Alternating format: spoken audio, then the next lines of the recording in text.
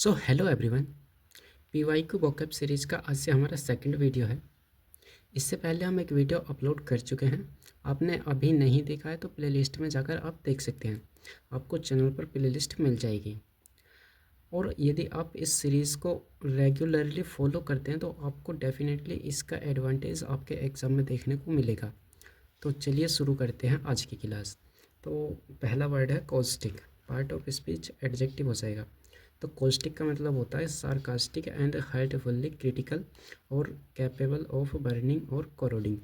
मतलब कटु या फिर तीखा आप बोल सकते हैं, या फिर जो जलने में या फिर संचारित होने में कैपेबल है उसे आप कॉस्टिक बोल सकते हैं। सिनोनिम्स देख लीजिए। सार्कास्टिक मतलब तीखा है, बाइटिंग कटु, और कोरोसिव। यहाँ पर कोरोसिव कोरोसिव आपने केमिस्ट्री में पढ़ा होगा एसिड एंड बेस वाले चैप्टर में। तो कोरोसिव का मतलब होता है संक्षारक, यानी किसी चीज़ को धीरे धीरे कम करने वाला, यानी नेगेटिव सेंस, तो उसे बोला जाता है कोरोसिव, यानी संक्षारित करने वाला। शायद हिंदी में संक्षारित ही बोल सकते हैं। अगर मैं गलत बोल रहा हूँ तो सॉरी, आप करेक्ट मीनिंग चेक कर सकते हैं। एंटोनिम्स हो जाएंगे काइंड, जेंटल, शूदिंग। मतलब कि दयालु है, उदार है, आराम पहुँचाने वाला है। तो यह इसके एंटोनिम्स हो जाएंगे। नेक्स्ट देख लीजिए। तो नेक्स्ट वर्ड है कैलाउ। पार्ट ऑफ स्पीच एडजेक्टिव हो जाएगा। तो कैलाउ का मीनिंग होता है इनएक्सपीरियंस्ड एंड इमेच्योर, मतलब अनुभवहीन बोल सकते हैं। सिनोनिम्स हो जाएंगे इमेच्योर, नाइव, क्रेड्यूलस, मतलब कि अनुभवहीन है या फिर भोला भाला है। सिनोनिम्स हो जाएंगे एक्सपीरियंस्ड, अनुभव वाला है, मैच्योर, सीजनड। आ जाते हैं नेक्स्ट वर्ड पर। तो नेक्स्ट वर्ड है propitious. Part of speech adjective हो जाएगा। प्रोपिशियस का मीनिंग होता है favourable and giving good chances of success, मतलब अनुकूल या फिर शुभ आप बोल सकते हैं, जो कि सफलता के शुभ संकेत देता है, तो उसे बोल सकते हैं प्रोपिशियस। सिनोनिम्स हो जाएंगे फेवरेबल, ऑस्पिशियस शुभ है, प्रोमाइसिंग मतलब प्रेरक है। ठीक है। एंटोनिम्स हो जाएंगे अनफेवरेबल, इनऑस्पिशियस और एडवर्सी, मतलब कि वह हानिकारक है या फिर अशुभ है। तो यह इसके एंटोनिम्स हो जाएंगे। नेक्स्ट वर्ड देख लीजिए। तो नेक्स्ट और फोर्थ वर्ड है quotient. Part of speech adjective हो जाएगा। तो कोसेंट का मीनिंग होता है क्लियर, लॉजिकल एंड कन्विंसिंग, मतलब कि ठोस या फिर तर्कसंगत आप बोल सकते हैं। सिनोनिम्स देख लीजिए। कन्विंसिंग मतलब तर्कसंगत है, पर्सुएसिव मतलब प्रेरक है, और कंपेलिंग भी मतलब ठोस है या फिर तर्कसंगत आप बोल सकते हैं। एंटोनिम्स वीक, अनकन्विंसिंग, इलॉजिकल, मतलब कमज़ोर है, असंगत है, या फिर इलॉजिकल। अगले वर्ड पर आ जाते हैं। तो नेक्स्ट वर्ड है tedious. Part of speech adjective. तो टेडियस का मीनिंग होता है बोरिंग एंड टू लॉन्ग और रिपीटेटिव, मतलब कि एक ऐसी बोरिंग चीज़ जो कि रिपीटेडली बार बार लंबे समय तक हो रही है, तो उससे आप बोर हो जाएंगे, तो उसे बोला जाता है टेडियस, मतलब हिंदी में उबाऊ बोल सकते हैं। सिनोनिम्स देखिए। मोनोटोनस एक ही प्रकार की है, मतलब उबाऊ है। वियरिशम थकाने वाली है, डल नीरस है। तो यह इसके सिनोनिम्स हो जाएंगे। एंटोनिम्स हो जाएंगे एक्साइटिंग प्रेरित करने वाली है, इंटरेस्टिंग रोचक है, लाइवली जीवंत है। तो यह इसके एंटोनिम्स हो जाएंगे। आ जाते हैं अगले वर्ड पर। तो अगला वर्ड है रिजिबल। पार्ट ऑफ स्पीच एडजेक्टिव हो जाएगा। Very very important word. तो रिजिबल का मीनिंग होता है रिडिक्यूलस प्रोवोकिंग लाफ्टर, मतलब कि हास्यप्रद या फिर हंसी दिलाने वाला आप बोल सकते हैं।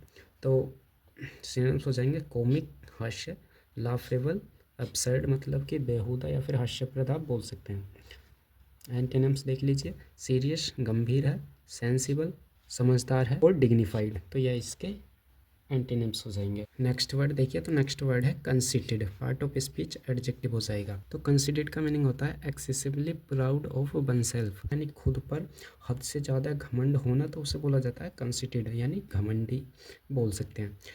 Synonyms arrogant, vain, egotistical. तो इन सभी का मतलब होता है घमंडी। एंटोनिम्स हो जाएंगे हम्बल, मोडेस्ट, विनम्र सा है, हल्का सा है। नेक्स्ट वर्ड देखिए disguise. Part of speech noun और वर्ब दोनों हो जाएगा। तो डिस्गाइज का मीनिंग होता है to hide one's real appearance और आइडेंटिटी, मतलब कि अपनी वास्तविक पहचान छिपाना, यानी भेष बदलना, तो उसे बोला जाता है डिस्गाइज। सिनोनिम्स देख लीजिए। कैमुआफिलेस, कंसीलमेंट, मास्क। तो इन सभी का मतलब होता है छिपा हुआ। एंटोनिम्स देखिए रिवील, एक्सपोज, अनकवर, तो इन सभी का मतलब होता है उजागर करना या फिर बाहर निकालना, ठीक है। नेक्स्ट वर्ड है sobering, part of speech adjective हो जाएगा। तो सोबरिंग का मीनिंग होता है मेकिंग समवन सीरियस और थॉटफुल, मतलब गंभीर बना देने वाला, तो उसे बोला जाता है सोबरिंग। सिनोनिम्स हो जाएंगे सीरियस मतलब गंभीर, अलार्मिंग सचेत करने वाला। एंटोनिम्स हो जाएंगे अम्यूजिंग, चेयरफुल। नेक्स्ट वर्ड देखिए, तो आज का नेक्स्ट और लास्ट वर्ड है हमारे पास dissuade. Dissuade part of speech verb हो जाएगा। तो डिसस्वेड का मीनिंग होता है to persuade someone not to do something, मतलब मना करना या फिर किसी को कुछ करने से मना करने के लिए मनाना, तो उसे बोला जाता है डिसस्वेड। सिनोनिम्स लिख लीजिए, डिस्करेज हतोत्साहित कर रहे हो, डिटर प्रिवेंट रोक रहे हो। एंटोनिम्स हो जाएंगे अनकरेज प्रोत्साहित कर रहे हो, मोटिवेट प्रोवोक उकसा रहे हो या फिर मोटिवेट कर रहे हो, तो ये इसके एंटोनिम्स हो जाएंगे। सो ये हो गए हमारे आज के वर्ड, और ये सभी वर्ड आपको रिवाइज कर लेने हैं, मतलब लर्न कर लेने हैं, सभी के सभी इंपॉर्टेंट है, ठीक है।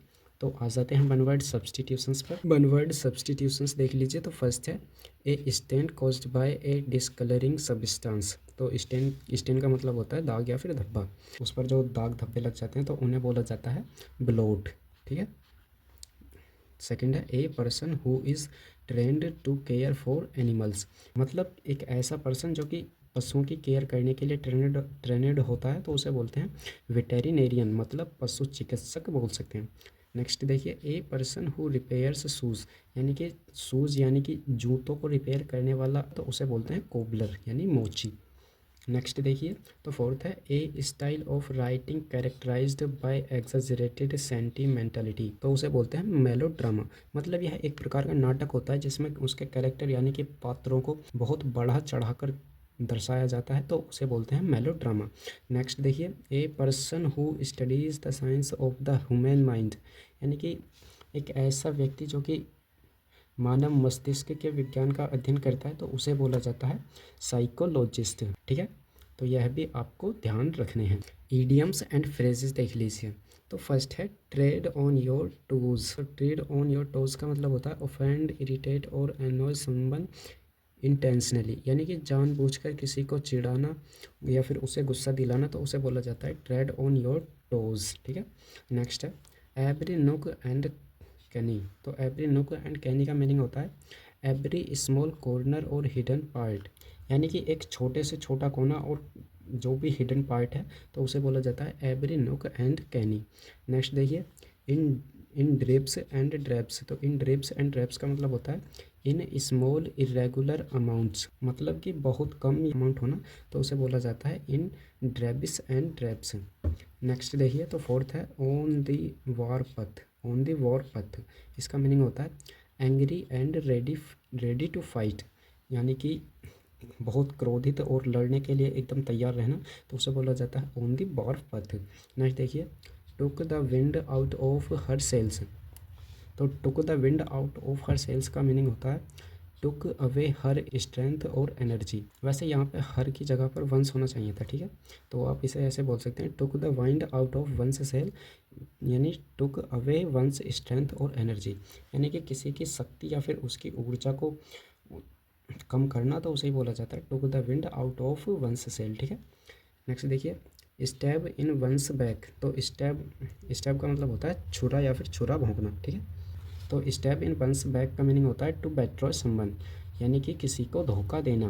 भाई आप किसी की पीठ में अगर छुरा भोंक रहे हो, तो मतलब आप उससे धोखा दे रहे हो, ठीक है, तो किसी को धोखा देना, तो उसी को बोला जाता है स्टैब इन वंस बैक, ठीक है। तो यहाँ हो गए हमारे आज के idioms and phrases and all are very very important, तो यह भी आपको याद कर लेने हैं, और इस सीरीज़ को आप फॉलो कीजिए, आपको एग्ज़ाम में डेफिनेटली एडवांटेज मिलने वाला है, ठीक है। सो मिलेंगे नेक्स्ट वीडियो में, तब तक के लिए be consistence, be hard working and keep learning with be for exams.